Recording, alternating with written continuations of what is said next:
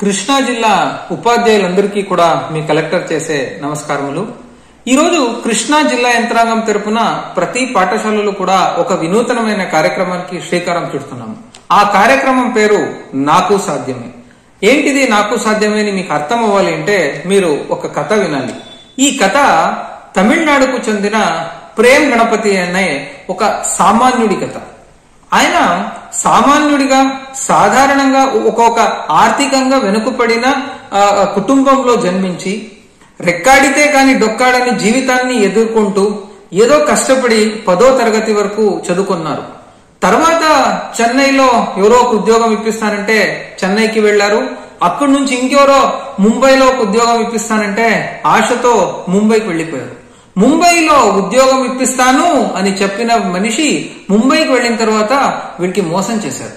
మోసం చేసిన తర్వాత జేబులో డబ్బులు లేవు, తినేదానికి అన్నం లేదు, హిందీ కూడా రాదు, మరాఠీ కూడా రాదు. ఇలాంటి ప్రతికూల పరిస్థితుల్లో జీవితంలో నేనేమైనా సాధించాలి, నాకు సాధ్యమే అనే ఒక స్పిరిట్ తో ఆయన ముందడుగు వేశారు. మొట్టమొదటిగా ముంబైలో రైల్వే స్టేషన్ దగ్గర ఒక దోశ బండి ఏర్పాటు చేసుకున్నారు. తర్వాత 100 రకాల దోశలు చేసే స్టార్ట్ చేశారు. తర్వాత ముంబైలో ఒక మాల్లో దోశ సెంటర్ ఓపెన్ చేశారు. ఈ రోజు ఆయన ఓపెన్ చేసిన దోశ ప్లాజా అనే హోటల్ రెస్టారెంట్ చైన్లు దాదాపు 4 దేశంలో ఉన్నాయి. దాదాపు 45 సెంటర్లు ఉన్నాయి. ఈ రోజు ఆయన కోట్లకు అధిపతి.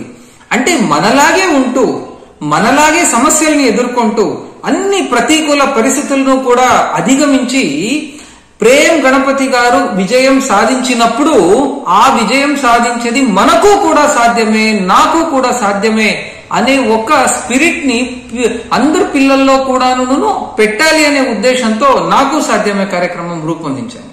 నేనేమి ఇప్పుడు మీకు ప్రేమ్ గణపతి గారి కథ చెప్పాను, అలాగే దాదాపు ఒక 65 మంది సామాన్యులు అసామాన్యులుగా ఎదిగిన కథలు, సాహసగాథలు, విజయగాథల్ని ఒక బుక్ గా మేము ఏర్పాటు చేశాము.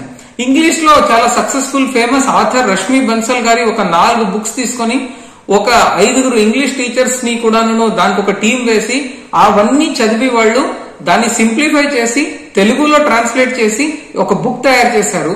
ఆ బుక్ ని నేను ప్రతి స్కూల్ కి కూడా పంపిస్తున్నాను. యాక్చువల్లీ నా రిక్వెస్ట్ ఏమంటే ఈ 65 స్టోరీస్ ఏమున్నాయి, ఆ స్టోరీస్ ని ప్రతిరోజు మీరు పిల్లలకి ప్రేయర్ హాల్లో స్టోరీ చెప్పాలి. స్టోరీ చెప్పాలి అంటే ఊరికే బుక్ లో ఉండేది ఎవరికి అర్థం కాకుండా ఊరికే చదవడం కాదు. నేను ఇప్పుడు ఒక స్టోరీ అర్థం చేసుకుని ప్రేమ్ గణపతి గారి స్టోరీ మీకు చెప్పినప్పుడు మీకు కొంచెమైనా ఉత్సాహం వచ్చింది అని నేను అనుకుంటాను. అలాగే మనం ఇన్స్పైరింగ్ వేలో పిల్లలకి రోజు ప్రేయర్ హాల్లో ఒక స్టోరీ చెప్తూ ఉంటే ఒక 60 రోజులు 65 రోజుల్లో కొంతమంది పిల్లల్లో అయినా కూడా నేను సామాన్యుడిగా ఉన్నా కూడా నాకు కూడా అసామాన్యుడిగా ఎదిగేదానికి అవకాశాలు ఉన్నాయి, నాకు సాధ్యమైన స్పిరిట్ పిల్లలకు వస్తుంది.